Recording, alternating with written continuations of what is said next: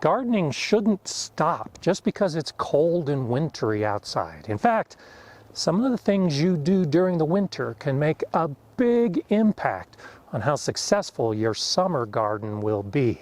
Join me today as I discuss the most important thing you should do for your garden in winter.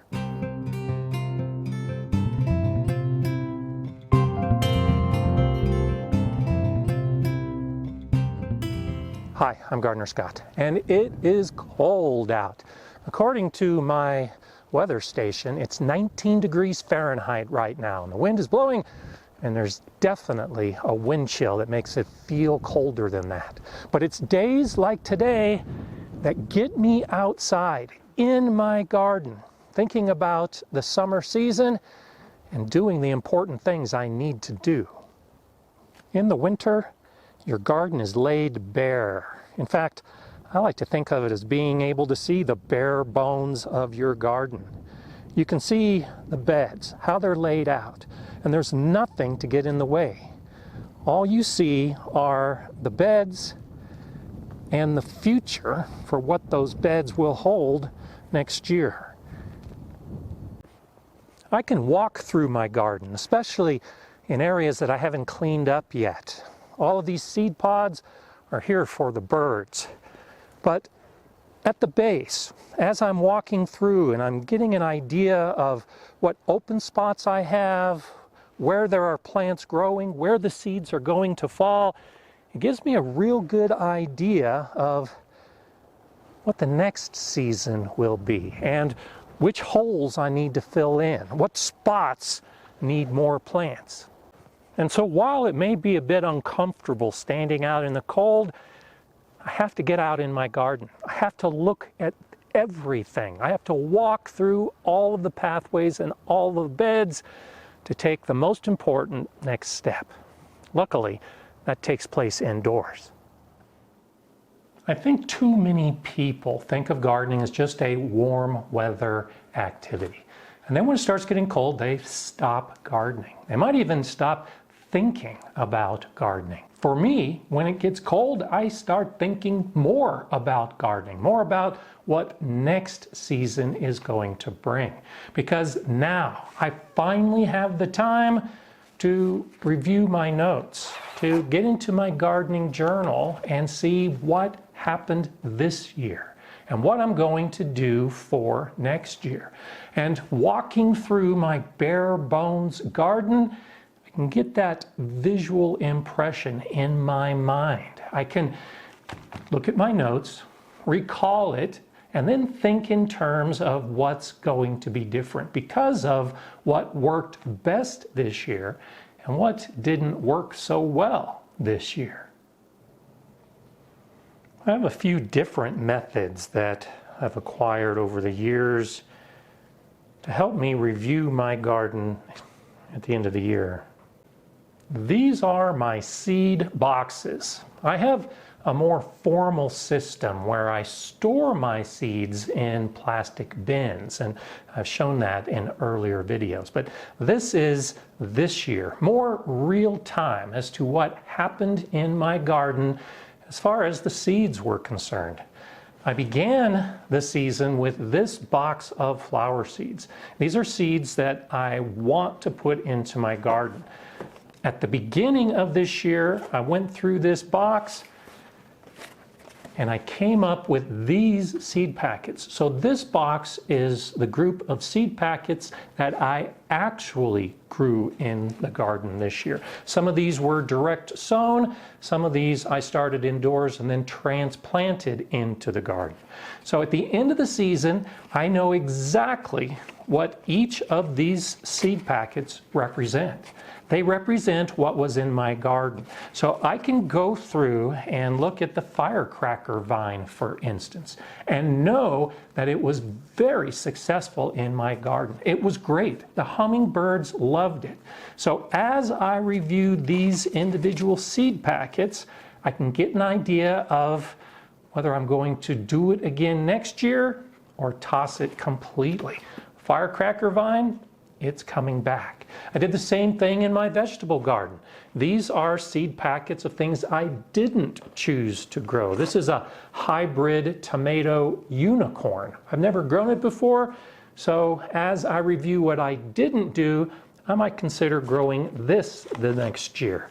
I chose not to grow Kellogg's breakfast tomato. I may want to reconsider that because I have the seed packets at hand for easy review. This is the box of seeds that I actively grew in my vegetable garden. So as I review this, I look at my Armenian pale green cucumber and realize I really didn't like it. So it's gone. The same with this Bait Alpha cucumber. I wasn't that impressed. Snowball turnip, same thing. So because I knew that I grew these, I can go through the individual packets, decide which ones I like, which ones I don't, and which ones I'm going to repeat in the future. A good review of your gardening season may be the most important thing you can do to ensure success next year. This is when you can learn about what happened. Now, the gardening journal may include all the information you need.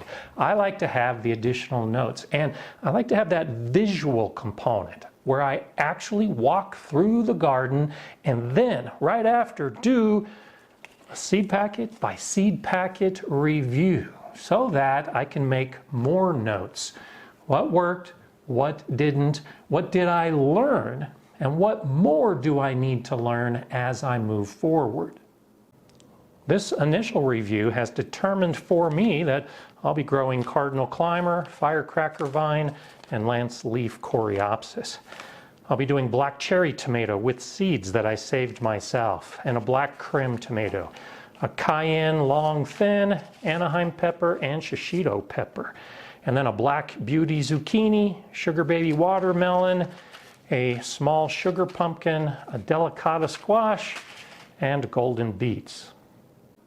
And so even though it's too cold to be doing any active growing, active gardening outside, I'm doing gardening inside. And I've already started right now with a plan for what's going to be in my garden next year. Here it is. These seeds are going to go in and these plants are going to be grown. As to the rest of these, well, this is just an initial review. I'll give it a week or two and come back and try to decide if any of these seeds are going to make it into my garden. But I've already determined that some of them are ones I'll never grow again. But I have a lot of space, a lot of beds, and I need to do more planning. So the next step in this process is to continue with that plan to try to figure out what's coming next. Now I bring seed catalogs into my planning from companies like Seeds and Such, Botanical Interests, Seed Savers Exchange, Baker Creek Seed, and High Mowing Organic Seeds. These are just the seed catalogs that I've already received in the last couple weeks. I have ordered more and expect to get more in the weeks ahead. And I think there are few gardening tasks that are more enjoyable than to take a nice seed catalog and start looking through it when it's warm inside and cold outside, and I can get the idea of what's missing from my garden plan. I've gone ahead and put the seeds that I reviewed into my little box, and there's a lot of room left in it.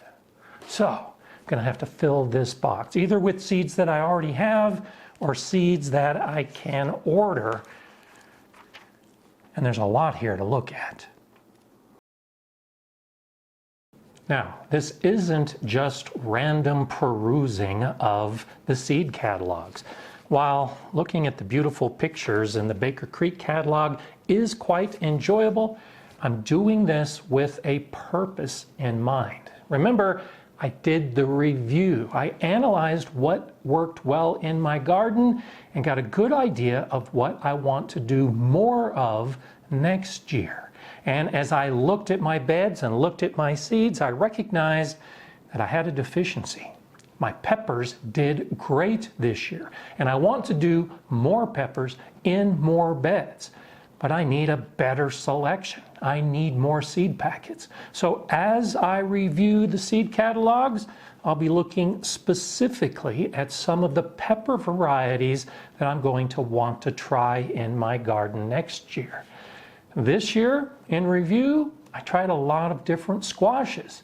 I've decided I'm only going to be focused on the Black Beauty and the Delicata squash next year. So as I look at these catalogs, while the pictures might be great looking at the different squash possibilities, I'm just going to go right through that section and go to other sections that I might be more interested in.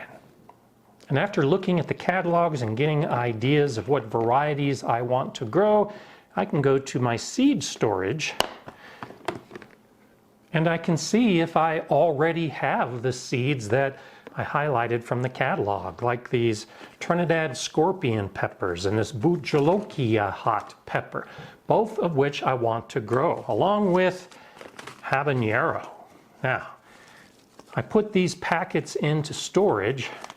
I have plenty of the habanero peppers, but these seed packets are empty. Not sure why I put empty packets into storage, but to grow these two, I'm going to have to order some more packages.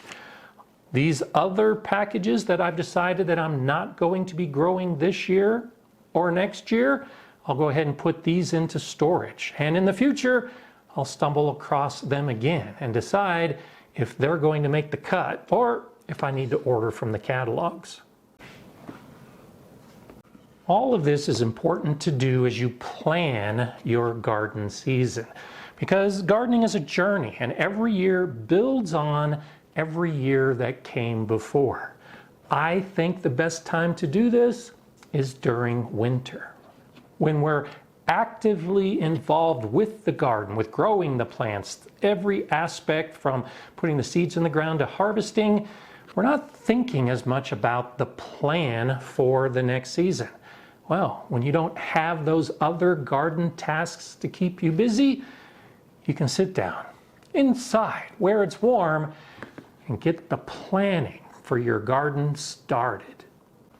Remembering that gardening can be a year-long activity will help you have that success in summer, because you spent the time getting outside in winter and then analyzing and reviewing everything that happened so you can figure out that plan for next year and expect that the success will follow. I'm Gardener Scott. Enjoy gardening.